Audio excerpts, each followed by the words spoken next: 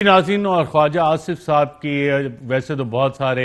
उनके जुमले मशहूर होते हैं, लेकिन पाकिस्तान तहरीक इंसाफ के लिए एक जुमला जो 2015 में उन्होंने कहा था और ख़ास तौर पर उस वक्त के अपोजिशन लीडर इमरान खान साहब को हिट करके जब इस्तीफे दिए थे और वापस असेंबलियों में आए थे, तो जो जुमला कहा था जो काफ़ी ज़्यादा हिट हुआ, उस साल का सबसे बड़ा जुमला सियासी तंज जिसको कहा गया था, वो क्या था, आइए देखते हैं। इन लोगों को भी थोड़ी सी ग्रेस होनी चाहिए, थोड़ी सी एथिक्स होनी चाहिए, थोड़ी सी शर्म होनी चाहिए, थोड़ी सी हया होनी चाहिए कि यहाँ आके बैठते हैं और बाहर जाके कहते हैं कि धांधली की असेंबली है। प्लीज खामोश हो, कोई हया करो, खामोश हो जी, प्लीज काइंडली तशरीफ रखें। महीने कंटेनर पे गालियां देते रहे हो, तशरीफ रखें और फिर आके बैठे हुए हो। वो खुदा का खौफ करो, कोई अखलाकियात भी होती है, कोई एथिक्स भी होती है, कोई हया भी होती है, कोई शर्म भी होती है। एक दूसरे की शक्लें क्यों देखते हैं, कोई शर्म करो। जी नाज़रीन, और उस वक्त जब इलेक्शन कैंपेन्स हो रही थी, वज़ीर आज़म ने बहुत से वादे किए थे, उसमें से एक वादा जो कि वफा होता हुआ नजर भी आया है, वो वादा क्या था, आइए देखते हैं। हम इन्वेस्टिगेट करेंगे तुम्हें, और ख्वाजा आसिफ तुम भी जाओगे, शहबाज शरीफ भी जाएगा,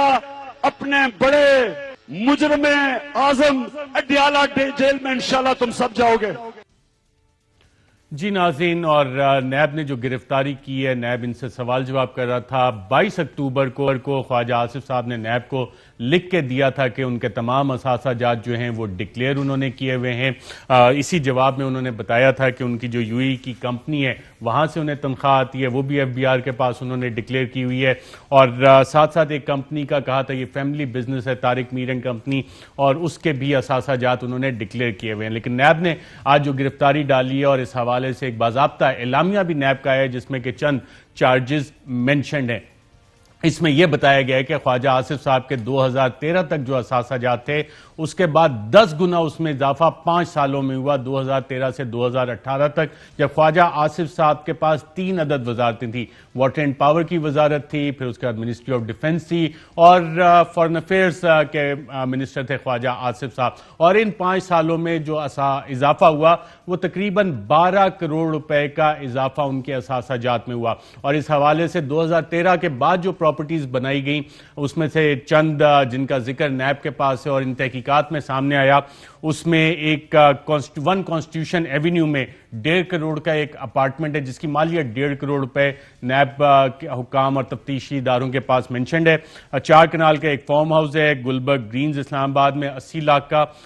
plot number 4 Mahmood Ghaznavi road Sialkot cantt 2.5 crore का। Plot 18 city housing Gujranwala 80 lakh का। Prime urban plots in village Langarwali Ora and Sahowali 4.2 crore का। और सुखचैन F10 में एक अपार्टमेंट जो कि अंडर कंस्ट्रक्शन है, जिसमें अभी 20 मिलियन तकरीबन 2 करोड़ रुपया दिया गया है। जो तफ्तीश इस हवाले से ख्वाजा आसिफ साहब से नैब करने की कोशिश कर रहा था, और जो सवाल जवाब बकौल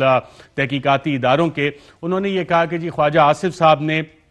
ये जो जाती असासाजात हैं उसमें जो इजाफा हुआ है, उसमें यूएई से जो सैलरी उनकी आ रही है, तो ख्वाजा आसिफ साहब ने उसका जिक्र किया, और फिर तारिक मीर एंड कंपनी का बताया। लेकिन इन दोनों जराए आमदन जो है बकौल तहकीकाती इदारों के, वो फ्रॉडुलेंट हैं और सिर्फ कवर अप के तौर पे इस्तेमाल हो रहे हैं। और जब दुबई से जो सैलरी है उसकी बैंक स्टेटमेंट्स मांगी गई, तो तहकीकाती इदारों के मुताबिक वो बैंक स्टेटमेंट्स मुहैया नहीं की गई। और जो IMECO के ओनर हैं, उनका नाम पनामा पेपर्स में भी आया हुआ है,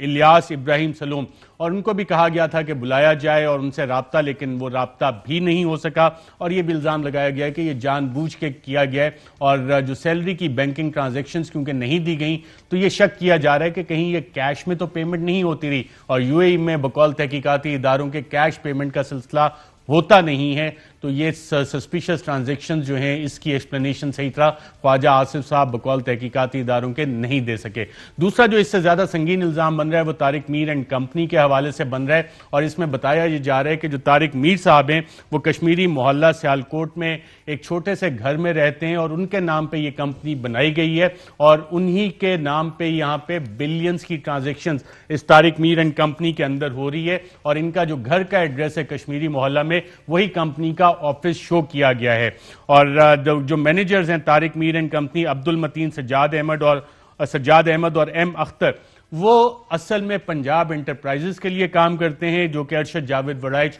एमपीए की कंपनी है। और इन एमपीए साहब को भी कहा जा रहा है, अभी तक शक किया जा रहा है कि शायद ये भी ख्वाजा आसिफ साहब के साथ किसी ना किसी मामले में लिंक्ड है। और जो टेलीफोन नंबर्स तारिक मीर और कंपनी के दिए गए हैं वो भी पंजाब एंटरप्राइजेस के ही प्रेमिसेस के ऊपर लगे हुए हैं। जो चार्जशीट अभी तक सामने आ रही है उसमें यह भी है कि 2015 और 16 में तारिक मीर और कंपनी के अकाउंट में परवी एंटरप्राइजेस यूएई से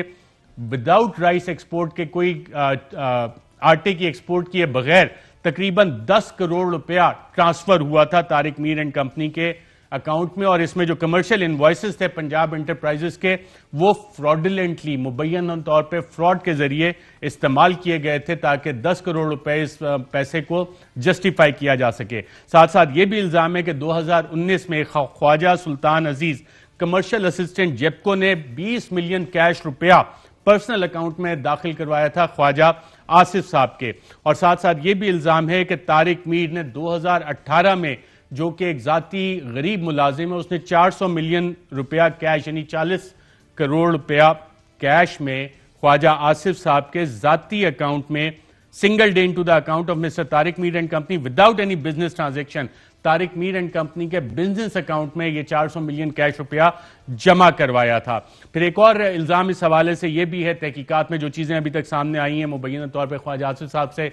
इस गिरफ्तारी के दौरान पूछा जाएगा, वो ये है कि इल्जाम है कि fraudulent documents Khwaja Sahab prepare करवाते हैं। और उनका एक घर है जिसको के ट्रांजैक्शन शो की गई है सियालकोट कैंट में, महमूद गजनवी रोड पे, और इसको बताया गया कि इसका एक पोर्शन ताहिर सलीम साहब को बेचा गया और इसके एवज 125 मिलियन रुपए के एवज ये पोर्शन घर का बेचा गया, जबकि ऐसी कोई ट्रांजैक्शन तहकीकाती इदारों के मुताबिक नहीं हुई। तो इस हवाले से भी मजीद पूछगछ ख्वाजा आसिफ साहब से होगी। ना सिर्फ ये, अरशद जावेद वराइच और 120 मिलियन रुपया और फिर ये इसकी पेमेंट आगे भी किसी को की गई, वो सारे मामला जो हैं वो इस हवाले से पूछगछ का हिस्सा होंगे। एक और दस्तावेज नाज़रीन आपको बताते हैं, वन कॉन्स्टिट्यूशन एवेन्यू, जिस हवाले से इस्लामाबाद हाई कोर्ट की एक लैंडमार्क जजमेंट आई थी, ये डॉक्यूमेंट आप जो स्क्रीन पे देख रहे हैं, ये बहुत कम लोगों को इस बारे में मालूम होगा कि ख्वाजा आसिफ साहब का जो वन कॉन्स्टिट्यूशन एवेन्यू का फ्लैट यहाँ पे मेंशन्ड है, इन्होंने इसमें बाकायदा आर्बिट्रेशन करवाई थी। अब ये इसके पैसे दिए थे फ्लैट के या नहीं दिए थे, लेकिन आर्बिट्रेशन जब वन कॉन्स्टिट्यूशन एवेन्यू में ख्वाजा आसिफ साहब ने करवाई, तो हमारे ज़राए का कहना है, जिस दस्तावेज पे इनके डॉक्यूमेंट पे साइन भी हैं, ये फ्लैट इनको उस आर्बिट्रेशन के एवज मिला था, जिस पे के बाद में कैश अमाउंट में जस्टिफाई करने की कोशिश की गई और अब उसका कैश अमाउंट का ट्रेल शायद नहीं मिला।